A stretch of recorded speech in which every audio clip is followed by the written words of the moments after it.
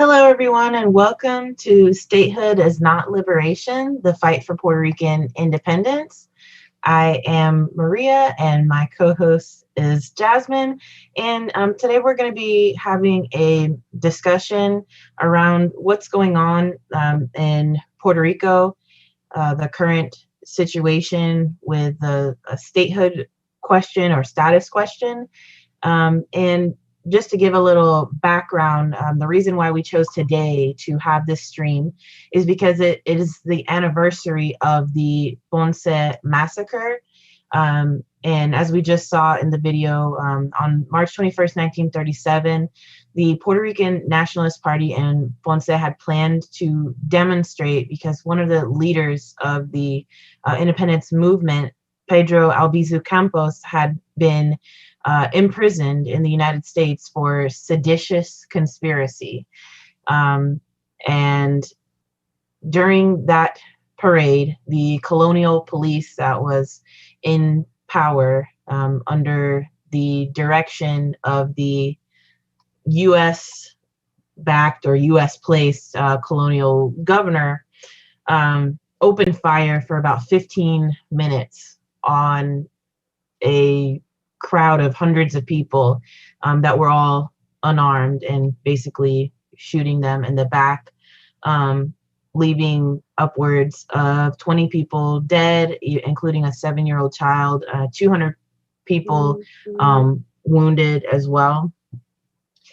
And that shooting was basically a message from the US colonial government saying, you know, this is what's going to happen to you if you try to rise up, if you try to question our rule.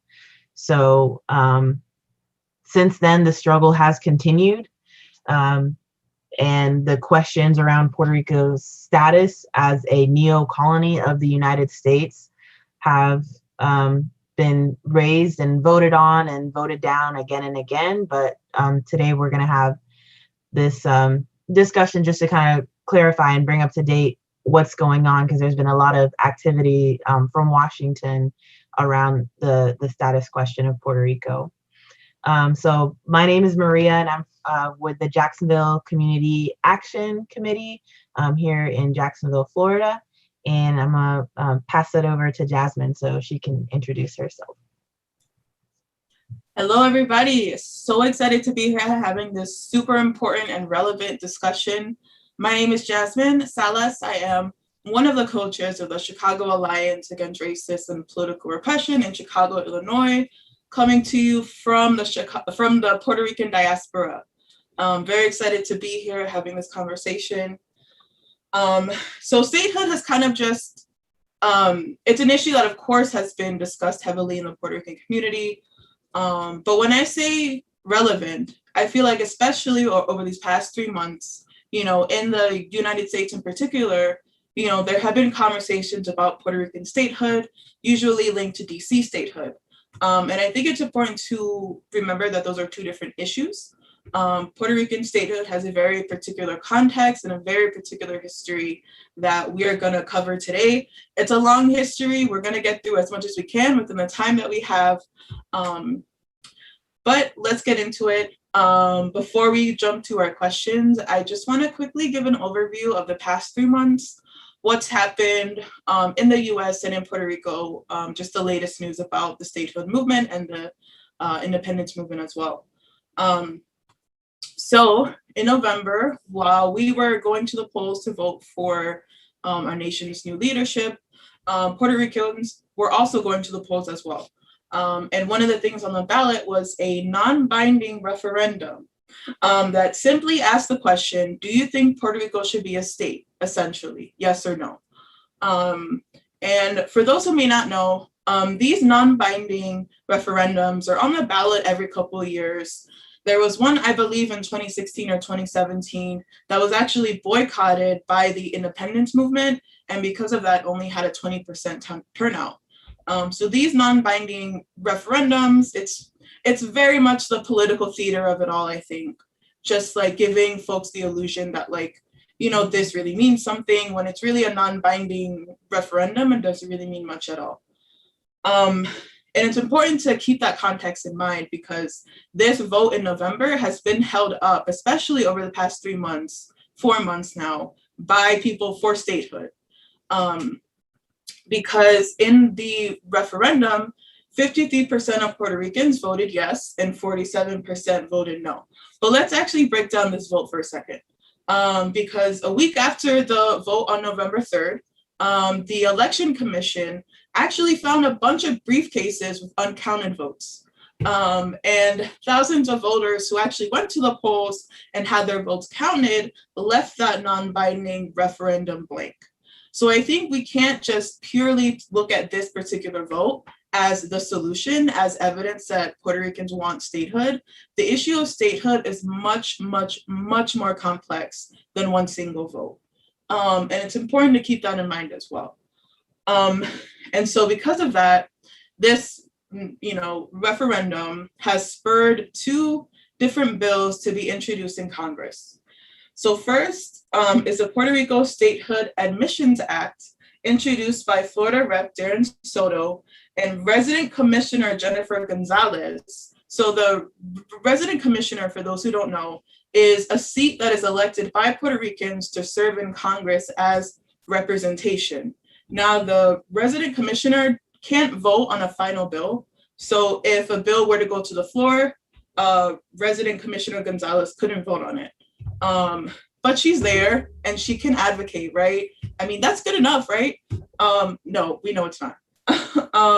So Resident Commissioner Gonzalez is working with Darren Soto to introduce this bill that would essentially make Puerto Rico a state. And Jennifer Gonzalez is aligned with the New Progressive Party, or the PNP, which is the same party that former Governor Ricky Rosselló is a part of. But before I talk about him and how much of a mess the PNP is, I want to talk about the other ordinance that's been introduced. And this is introduced by AOC. It's the Self-Determination Act of 2021 with Nydia Velasquez and Bob Menendez. And essentially, it would create a process and an elected board that would discuss long-term solutions for Puerto Rico. And part of that bill would be having places for Puerto Ricans to come together and discuss the options and figure out what's best. And they're calling this self-determination, which it's hard to really call this self-determination when Congress is involved, when the US is involved, and is essentially facilitating this progress. We know true self-determination has to come from the masses. It can't come from AOC. It can't come from Congress. It can't come from the US. It has to come from Puerto Ricans. And so both of these bills are not good news for Puerto Rican statehood. But thankfully, there is a movement in Puerto Rico that has been fighting for independence and that is currently today fighting for independence. But we're going to talk about all this stuff later. I just wanted to quickly go back to the New Progressive Party, or the PNP. So Ricky Rosselló was the former governor of Puerto Rico. Some of you all may remember in 2019, there was this huge movement in Puerto Rico during the summertime to essentially oust Rosselló because of what is called Telegram Gate. Essentially, Rosselló and other members of his administration, including the Secretary of State at the time, were in this group chat, and it was a very vulgar group chat.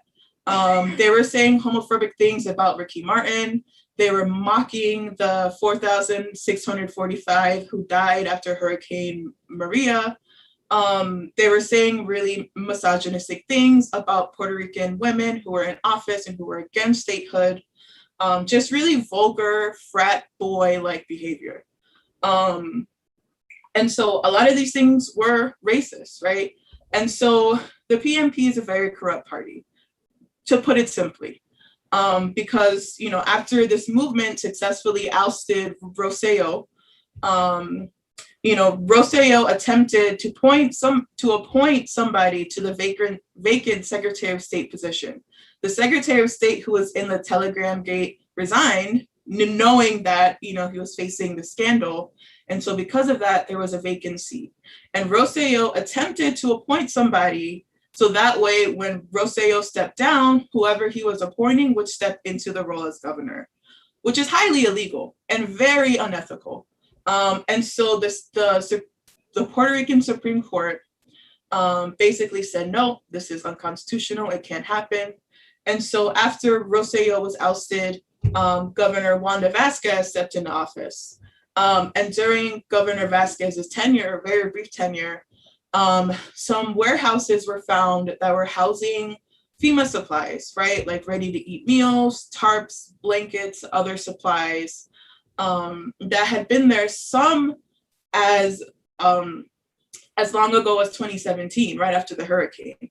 And so think about after Hurricane Maria, the government basically abandoned Puerto Ricans, right? And this is the PNP's government, abandoned Puerto Ricans. They left people to die, essentially, left people to fend for themselves without any power, without any water, without any supplies.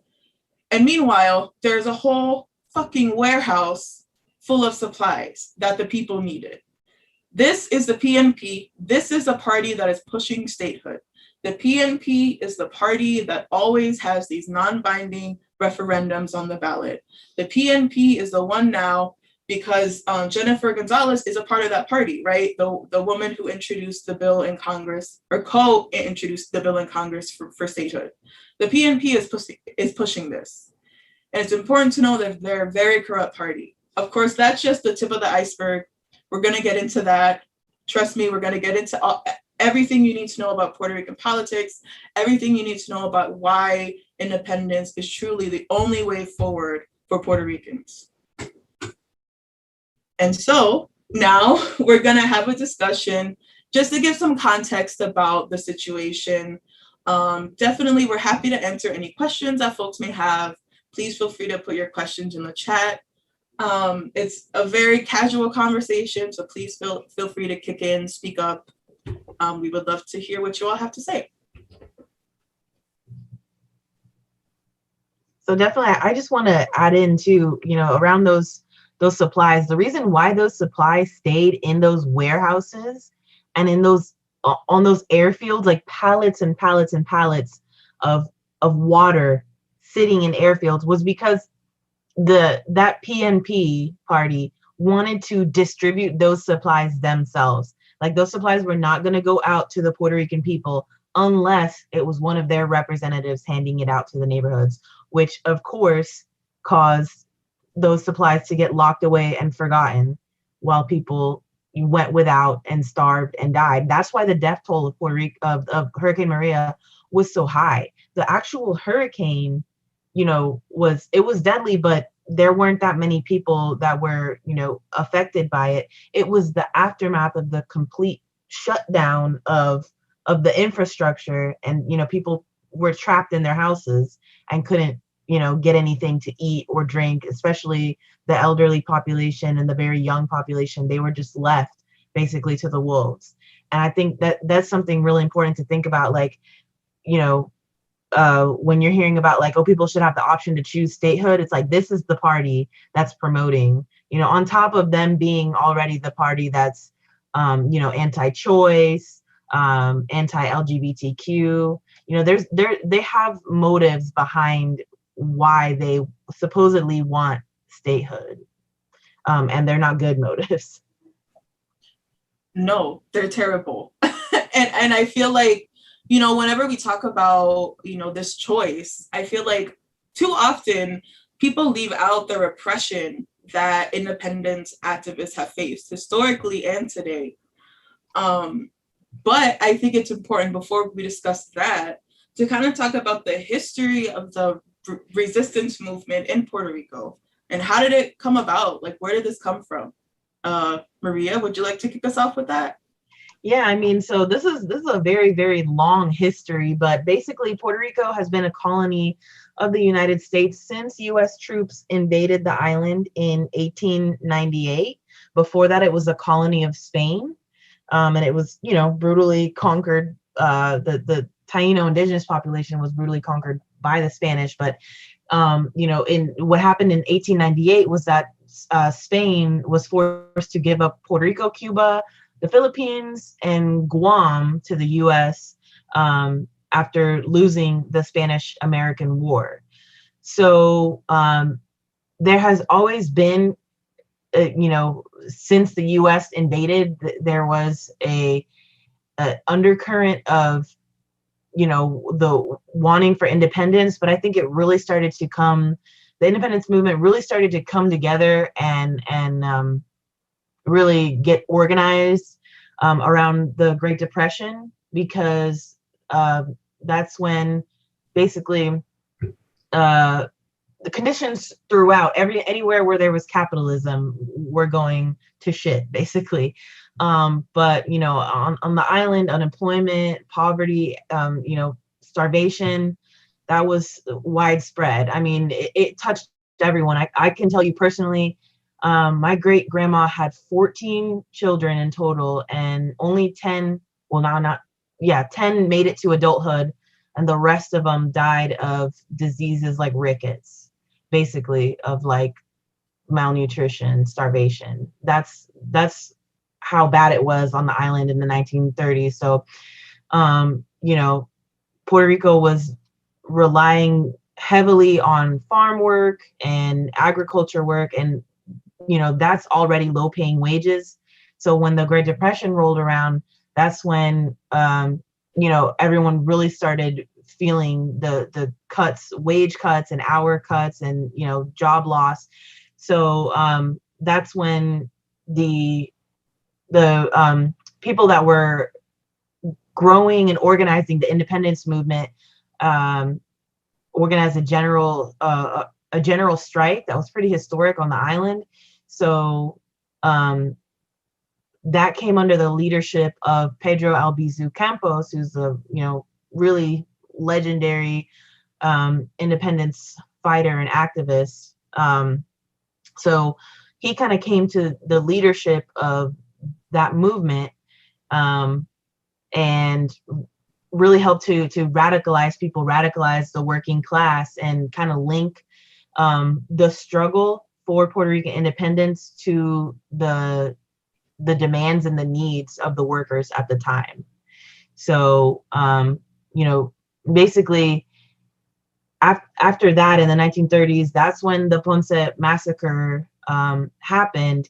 And then in the 50s and 60s is when like the kind of COINTELPRO, like comparable to what was happening to the US, when independence fighters and just people that were even had any kind of independence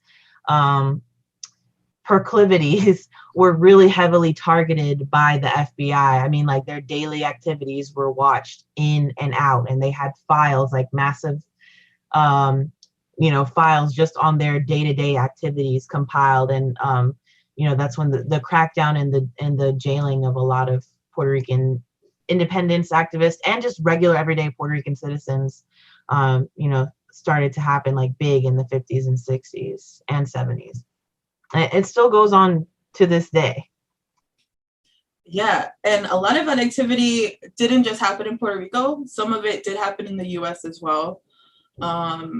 So I think the most notable example throughout history is the attack on Congress that was led by 4 Puerto Rican nationalists, led by Lolita Lebron. I'm going to put some respect on her name, Lolita Lebron, and 3 other independence activists who, they stormed Congress. And, they did what they did because they wanted to bring attention to Puerto Rico's colonial status. And Lolita herself even said, "I did not come to kill anybody. I came to die for Puerto Rico."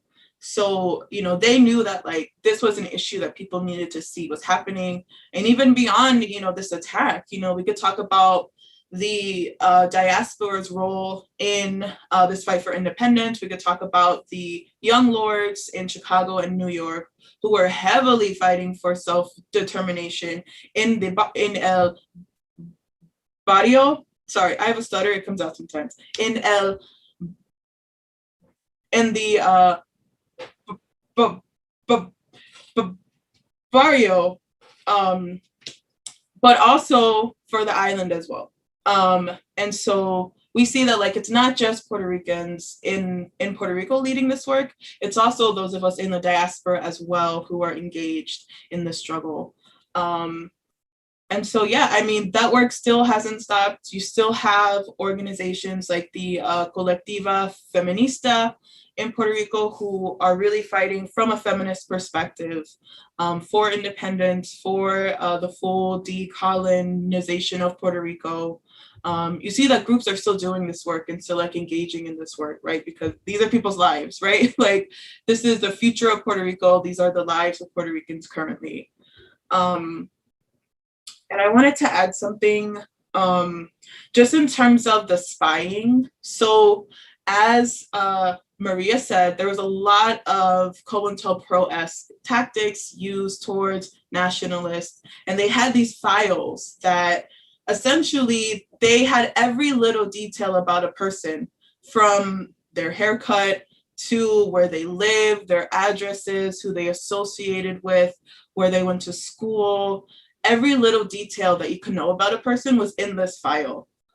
So they were heavily tracking activists. They were heavily trying to smash this movement because they knew the power, you know, of Puerto Rican people rising up and taking back their country and kicking out the colonial people who were oppressing them and putting the masses and the workers in control of Puerto Rico. They knew that power and it terrified them, right? You know, when you look throughout history, you can see Haiti, you see the Cuban Revolution shortly afterwards, but there's a reason why the US strives so hard to repress these movements, because it's a threat to, you know, the monopoly capitalists. It's a threat to the imperialist. And so very rarely is that history brought up within the context of, you know, this conversation about statehood. You know, oftentimes, you know, when people talk about statehood, it's like, well, this is a popular option. Independence isn't a popular option. And it's not that it's not popular, it's just people are honestly terrified and people need to be organized and they need to be engaged in this fight, right? Like people need to see that independence is possible. You know, all too often there's this narrative that like, if Puerto Rico was an independent nation, we would struggle, we would die, you know, it would be like an economic crisis. But we know from other nations who have, you know, overthrown their colonial oppressors, that's not the case. You know, you can look at Cuba, that's not the case, you know? And so there's definitely that fear that is very much tied to this brutal repression that folks have faced. Yeah, it's always you know, the scare tactic that comes across is immediately pointing to other socialist countries and saying you're going to end up like them, when it's like, okay, to me it's disproving their case, because if you're saying that Puerto Rico is going to end up like Venezuela or Cuba, I'm like, wait a minute, countries that are still managing to function and run despite really heavy US sanctions and blockades, that's not saying too much, you know. That's not Right. that scary to me. Yeah, for sure. Like Cuba, you know, gives people healthcare, gives people education, right? I actually learned today that Cuba is actually one of the lowest ranked in terms of like hunger. And, you know, so like we see these things and we're like, this isn't a bad thing. Like, but just the way that it's framed to people as like, well, we know as like radicals and socialists and leftists and communists that if the monopoly capitalists aren't in power, then they make it seem that these nations are run by evil people. They're run by dictators. They're, you know, oppressing the people just because they cannot have control over people's resources. And we know that's bullshit. And we have to call it out, and we have to continue educating our people about this. Right, right. So that brings me to another question. So there's different questions of status, like you know, in Puerto Rico, the independistas or independence activists are obviously calling for independence, but then here in the States, the Republican Party wants to keep Puerto Rico as a free associated state, and then it's the Democrats that are calling for statehood with, you know, with that bill that they were trying to keep forward. So what does each of those kind of statuses mean to you? Like what, and how does that relate to what the needs of the Puerto Rican people actually are? Well, yeah, I think so. First of all, Republicans want Puerto Rico, and like I say, like the GOP here in the US, they want Puerto Rico to be a free associated state because honestly, they're racist, they're white supremacists, they don't want more brown people in this country. I think we saw under Trump how they feel about Latinx people and Afro Latinx people. But I think definitely the free associated state is basically Puerto Rico's current status, right? It's this idea that like it's a free. It's laughable. Well, free is laughable. It's a free state, but no, it's not, because Congress can still make laws for Puerto Rico. That's how the Promesa law was passed in 2016. That was Congress. That wasn't Puerto Rico. That was fucking Congress. And so it's clearly something that, you know, allows wealthy folks to have access to the island, to have access to tax breaks, to have access to these economic incentives without, you know, or with the option to kind of get rid of the parts that they don't want, right? So this free association, I think of it as kind of like a buffet where it's like they can take certain pieces and leave certain pieces. And so that's why the GOP loves it, because some of those pieces that they take, it's tax breaks, you know, it's a way for them to kind of store money in Puerto Rico and keep something safe. Now there's this trend of these like cryptocurrency boys and cryptocurrency people of all genders, I guess, moving to Puerto Rico and like viewing it as this like paradise to mine your currency. And, you know, they run ads like basically saying that you could wake up in the morning in paradise and mine your currency from the beach. And it's like, it's disgusting, you know, like Puerto Rico isn't this place for you to go and mine your currency. It's a place where people live. It's a nation. It's a culture. It's people's heritage. Yeah, they've basically been calling for like they don't say it in those words, but they basically want to create all white enclaves of where they can live. And, you know, that's just displacing native Puerto Ricans.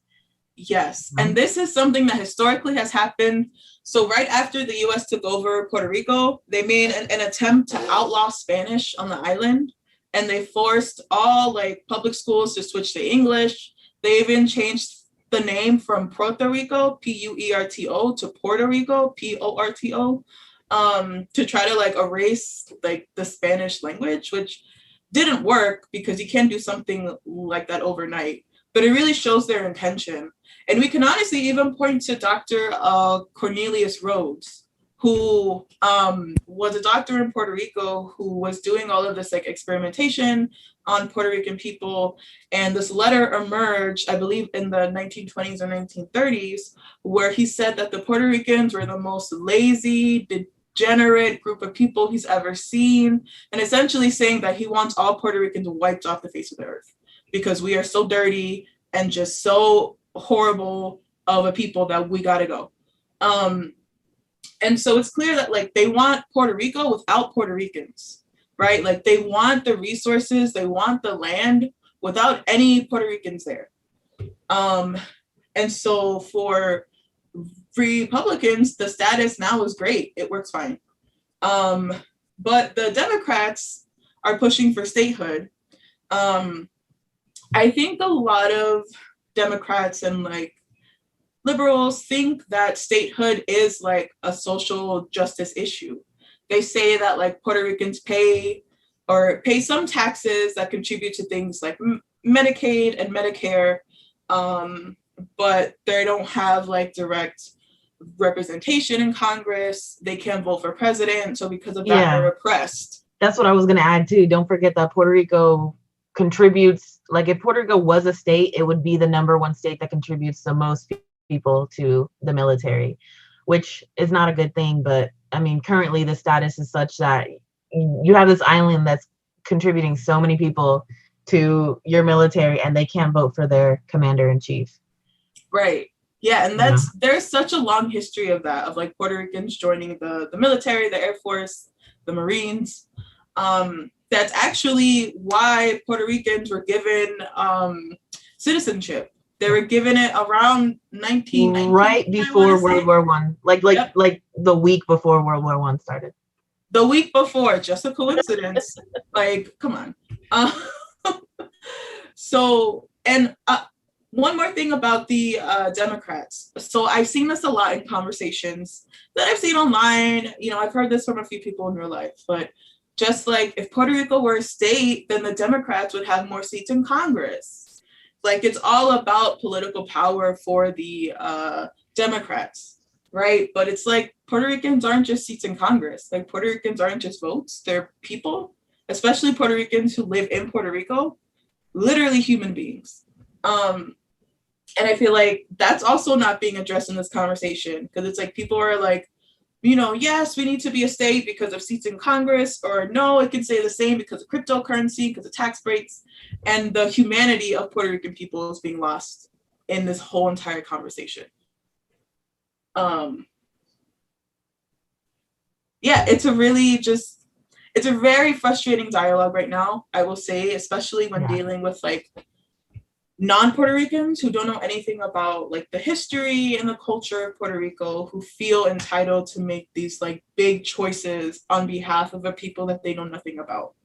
Right. It's like, you can tell some of them it's coming from a good place, but it's just like, you can't take an island that has its own culture, its own language, its own history, and, you know, and turn it into a state, because then, you know, we're gonna have a Hawaii situation in which basically the inhabitants of the island can't speak their own language, or, you know, it turns into where the native inhabitants get priced out of their homeland. It's basically what it is. And then too, the other thing is, like, I think people think that with statehood comes more funding and stuff, and it's just like, look at states like, you know, Mississippi and some of the southern states. I read somewhere that if you took all of those poorest state or cities, like zip codes, and you put them all in from places like Mississippi, you put them all into one country, it would be like one of the lowest GDP countries in the world. So to me, it's just like, if Puerto Rico becoming a state would not guarantee extra funding or more funds or anything like that. There's no guarantee that would work out that way. And in fact, I could almost guarantee you that it wouldn't work out that way, that we would be the redheaded stepchild if, you know, that were to happen. It would still be an exploitative situation for sure. Right, because are Puerto Ricans who live in the diaspora treated any better? Like, right. We still experience police violence. We still experience poverty. We still experience all of these horrible things. Yes, living in the US makes, you know, the conditions are a little bit better, but, you know, ultimately it's not like Puerto Ricans living in the US are treated equal. You know, like, we're still treated as this like redheaded stepchild, you know, like you hear it all the time that like people don't even know that that Puerto Ricans are citizens. People don't even know that. And so, like, if they don't even know that basic fact, what makes you think they're gonna like respect us as people? Yeah, it's basically just, you know, enables people to treat Puerto Ricans living, you know, here as crappy, and then it also enables people to treat the island as, you know, as just a playground, as some, you know, somewhere, a backyard that you can, you know, go whenever you want and do whatever you want in, because those people are second class.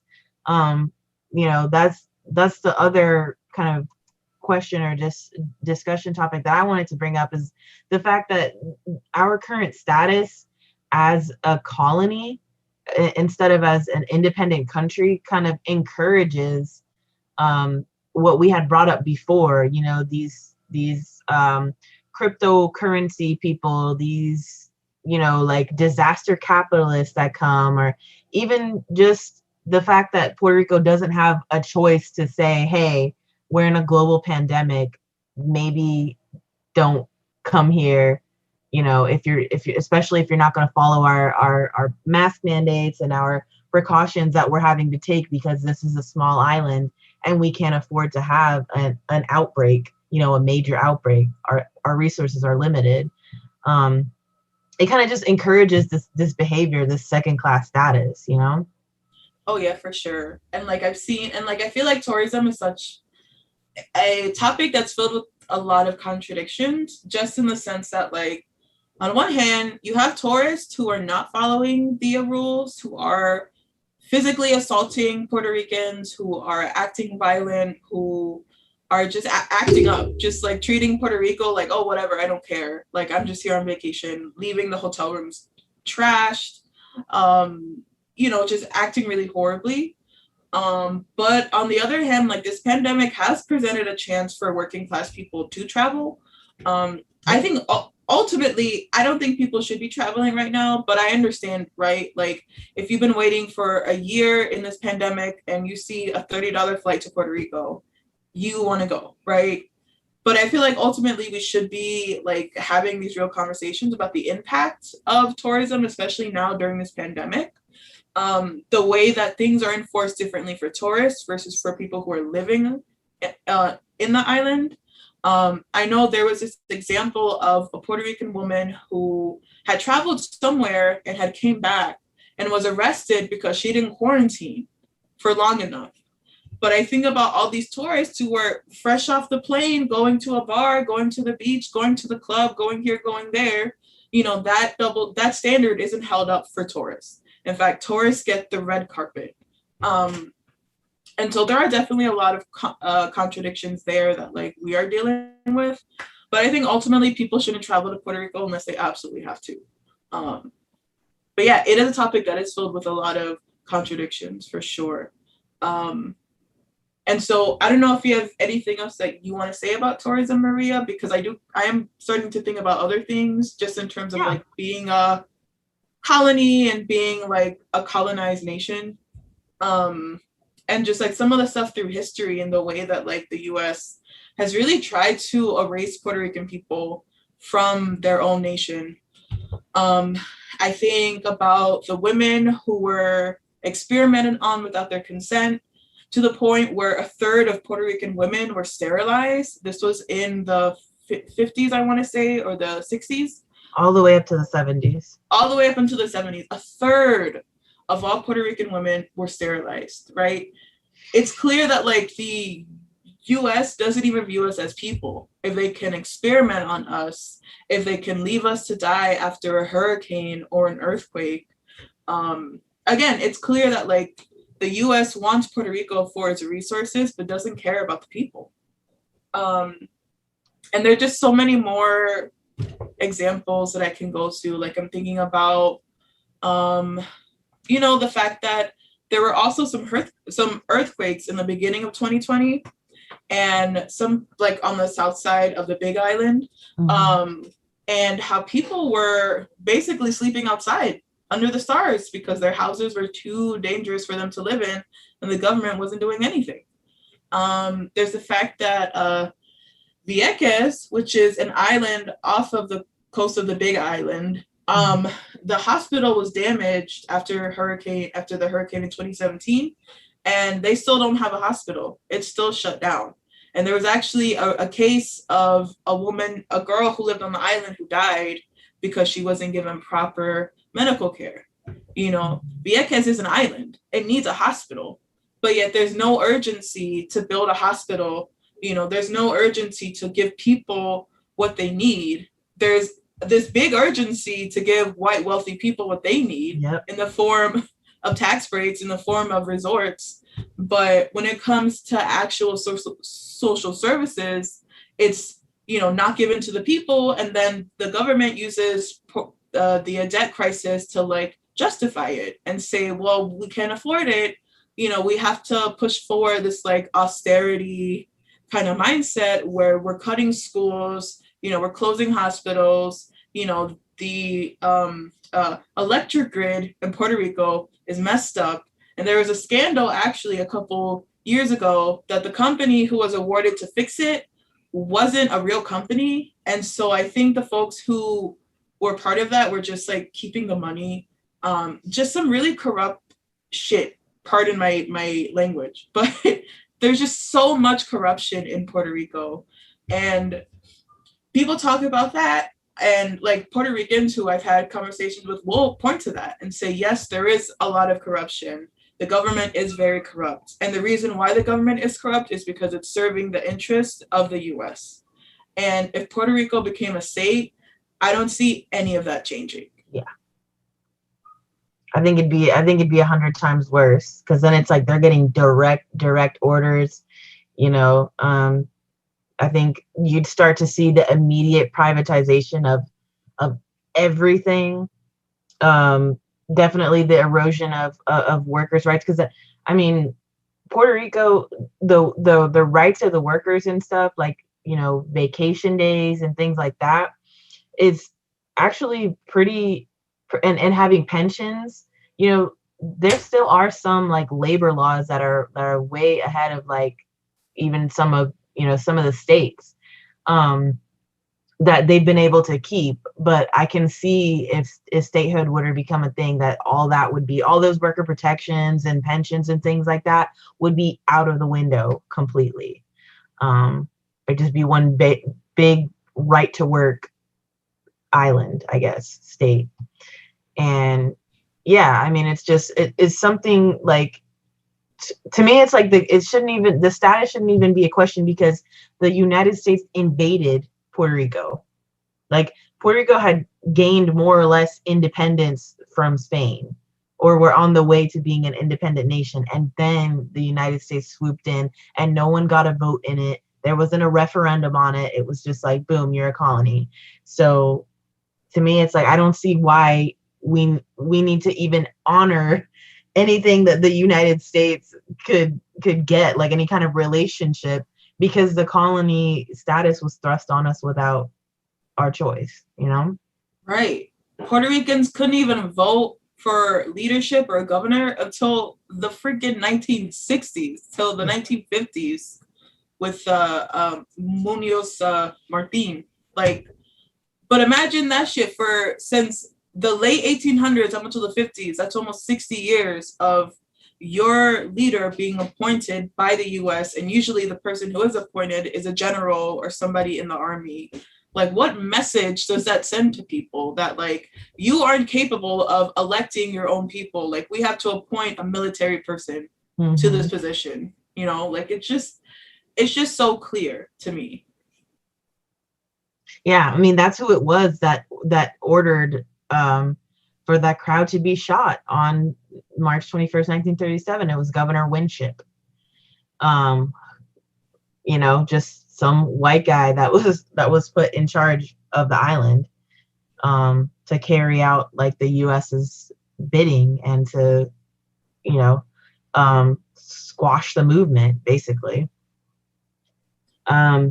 So I think it's something really important, like, again, to keep in mind when we hear the term self-determination, and in the context of what's going on in Puerto Rico, this self-determination movement that's going on right now just doesn't really fit, because how could, you know, there's just too much outside influence when you're trying to make the choice between like statehood or remain as the status free associated state. There's people that are going to be pushing this narrative that are, you know, they're directly gaining from what the US government is wanting them to do. So it's not truly a self-determination. It's still corporate interests and government interests backing, you know, the discussion. So that's why, to me, you know, and to all of us here, independence is the only option. You know, Puerto Ricans deserve to have a country that is run by and for Puerto Ricans. Right. I agree with you. Like, it's the only option. It's the only way forward.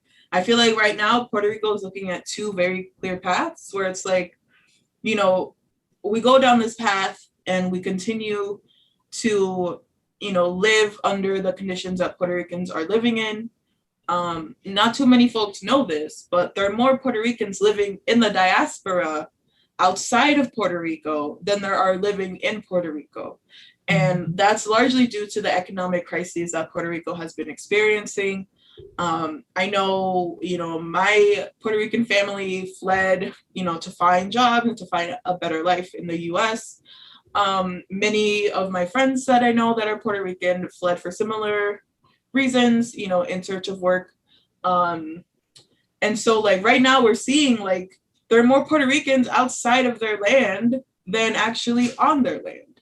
And so like we could continue that down this road where more and more of us are forced to flee, even though Puerto Rico, let's say, became a state, right? Like many of us would still flee because of the economic conditions. More austerity can only come from this, more like privatization, more repression. And I think Hawaii is a great example to look at, going back to what you were saying earlier, Hawaii now is a place where the native Hawaiians have been priced out of their own land, right? Like now Hawaii is a nation that I believe is mostly white.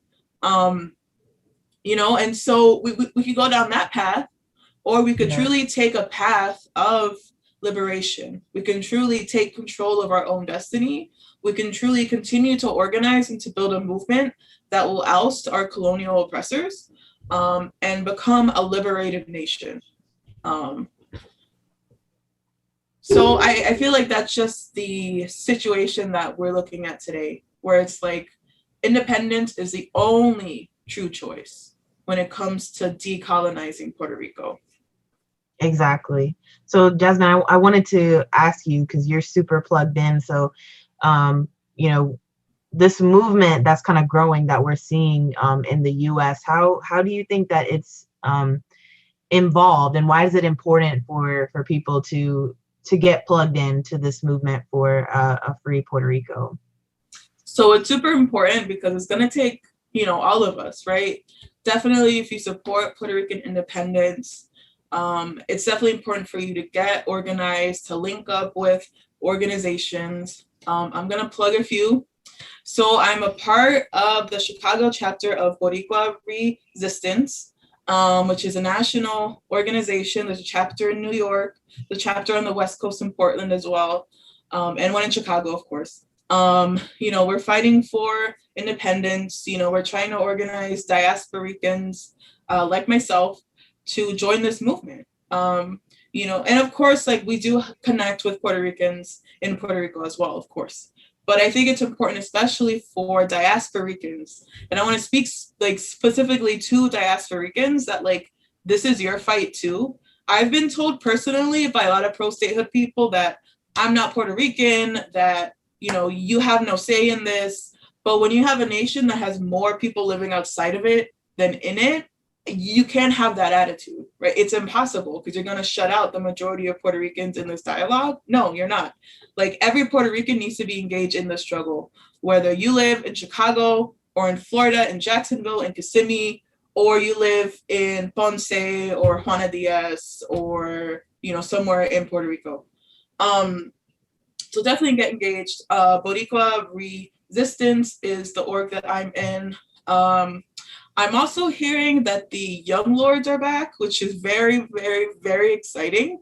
The new Young Lords, I know they're on social media. There are a few chapters across the US. So if you look them up on Facebook, you will be able to find more information. But I will say, like, I understand that like it's very different depending on where you're living in terms of what orgs are available to you. I think definitely if you are able to get connected to an org, get plugged into this work. And of course, there's still the education piece, right? People need to read about Puerto Rican history. There's a book called The War Against All Puerto Ricans by Nelson Dennis, I believe is his last name.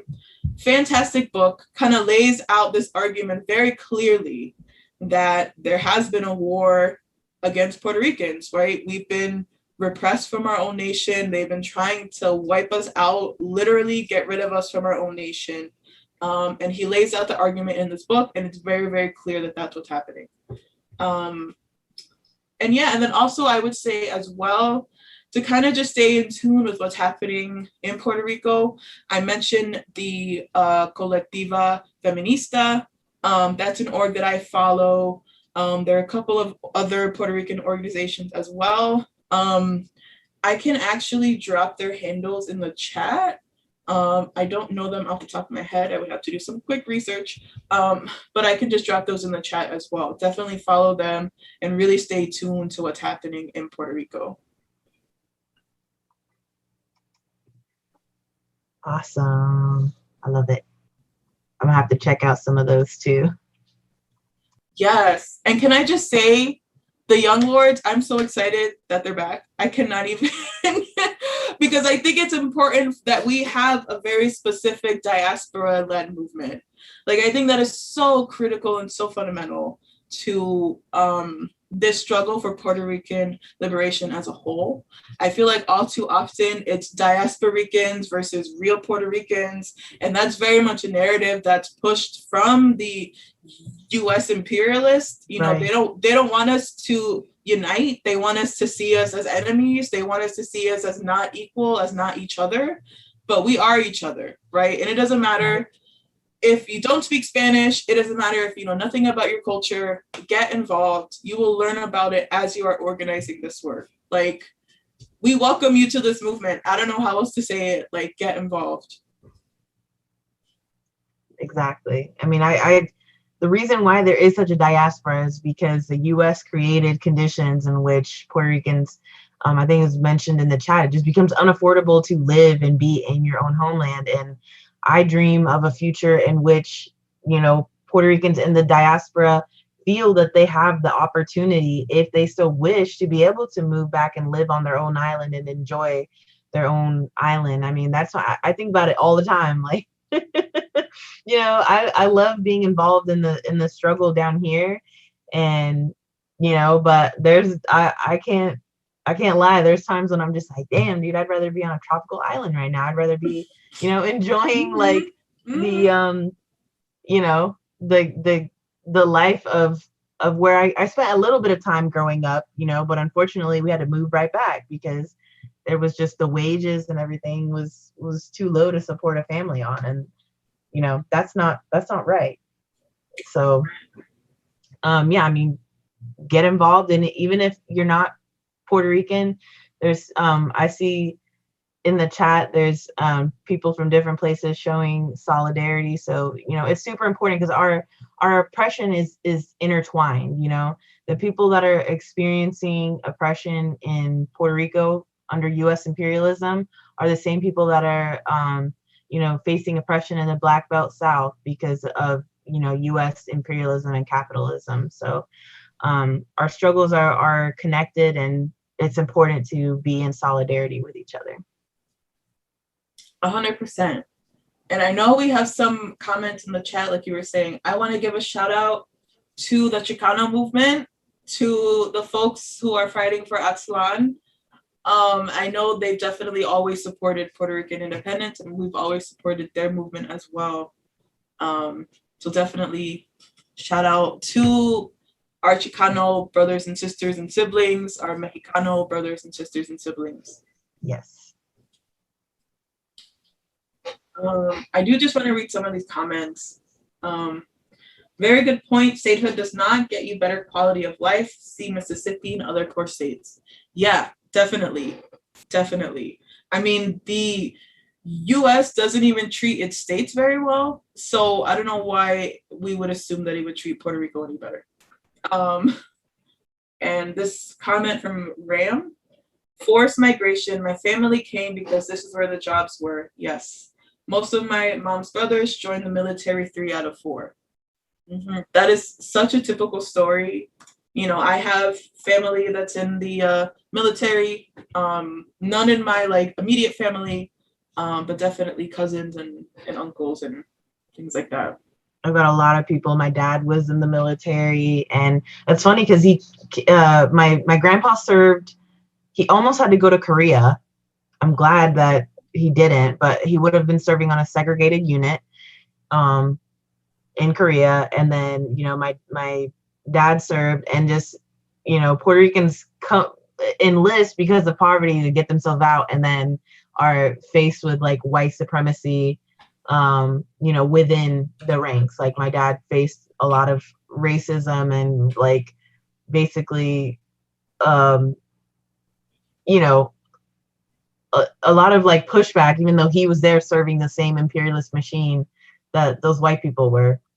So it's just something that's like very contradictory, you know, and it's something is basically like forced on Puerto Ricans.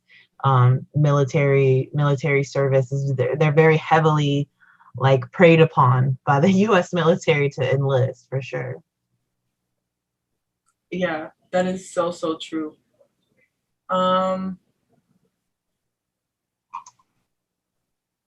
Okay. Yeah, that's very true. I mean, I think it's definitely something that like a lot of Puerto Ricans are kind of like forced into, like exactly what you were saying. I think the options that folks have in Puerto Rico are very, very like limited. And I feel like it's only going to become more and more limited, you know, the more that like this austerity is being pushed upon Puerto Ricans, the more that things are privatized, the more that things are cut. And it's sad, right? Because Puerto Rico is a beautiful, beautiful island with beautiful, beautiful people who deserve, you know, to have control over their futures, you know. And I think it's very, very sad that, again, like in this conversation about statehood, there's so much emphasis on like the politics of it all. The like, well, this like rep said this, and this like politician said that, and this bill says this. But like we're forgetting about the humanity of Puerto Rican people in this whole entire conversation. Yeah, it's just really, really sad. And I think we're at the point now where we can close out. Oh, we have one question. Any cleanup from Adam? Any cleanup / reparations for Vieques island damage? I don't think so. Maria, do you know any? I mean, not that I know, but I do fully support that. Yeah, Vieques was used as a bombing test site for years and years by the U.S. military up until they dropped the bomb on a Puerto Rican citizen and killed him. And that was when the like movement and protest for the military to leave Vieques really like came to a head, and the military packed up their crap and left. But I mean, yeah, I think that's an important demand, is for the U.S. to come, because there's still bombs, and there's still, you know, chemicals that have leached into the soil and the water, and the amount of cancer of the amount of incidences of cancer in the residents of Vieques is sky high, and it's directly a result. So yeah, you know, the U.S. should have to clean that up, clean that environmental damage that they did, and pay reparations to the people of Vieques for the bombing and the, you know, resulting consequences. I completely agree. And I think also when we talk about independence, we need to talk about reparations too. Like, yeah, I think like, because part of this conversation about like people being afraid of Puerto Rico being its own independent nation is like this economic argument. And I think also Puerto Ricans are entitled to reparations from the people who have colonized us, right? Who have exploited us, who have kicked us out of our land, who have stolen our farmland, who have forced us into an industrialized economy. And then when those factories left us on our own. I think absolutely. And Sol asked, hey Sol, asked any books y'all recommend for us on the Puerto Rican struggle. Well, definitely The War Against All Puerto Ricans. Rafael Cancel Miranda, who was one of the activists in the nationalist attack that I talked about on Congress, I bought this little pamphlet of his that kind of lays out why independence is necessary. Puerto Rico, independence is a necessity. Yep, there you go. FRSO, that's the one. Definitely pick that one up. Those are the only two that are coming to me right now. There's so many more. I can think of definitely an important documentary to watch is The Files, or which translates to Las Carpetas, which is a documentary that came out in 2011. That was, it's basically the story of 4 Puerto Ricans that kind of tell the story of how the FBI monitored them. Like the 40-year basically campaign of surveillance that the FBI waged against Puerto Rican independence activists. Yeah, definitely. And oh my God, there's one documentary. Oh, I'm blanking on the name. I'm gonna have to think about that one and add it to the chat. I'm gonna have to add a lot of things to the chat after this conversation is over. But yeah, I think those right there is a good place to start to kind of get your feet wet and learning about like the history of the independence struggle. And just, you know, looking up some of the leaders, you know, like Pedro Albizu Campos. It's so important to read about his life and his persecution by the U.S. government, and you know, Lolita Lebron and Oscar Rivera Lopez. You know, it's important to read about those activists' lives and their struggle, and, you know, familiarize yourself with it.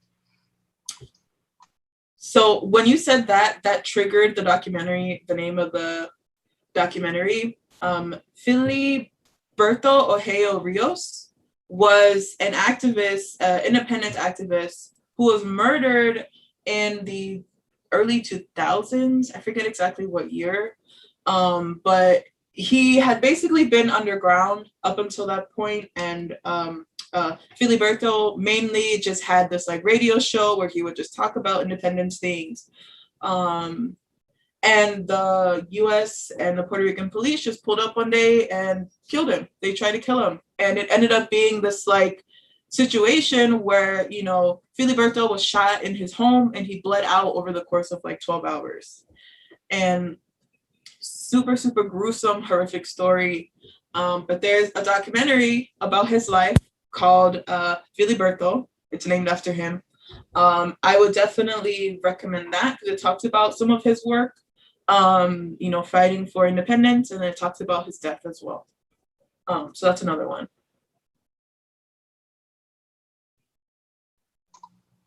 Awesome. Any other questions? Okay, cool. So we really appreciate y'all for hanging out with us while we had this discussion, and for your questions and input. As always, we definitely invite you to join FRSO by clicking frso.org/join. Definitely thank you guys for hosting us and allowing us to have this discussion, giving us this space. And we'll see you in the next stream.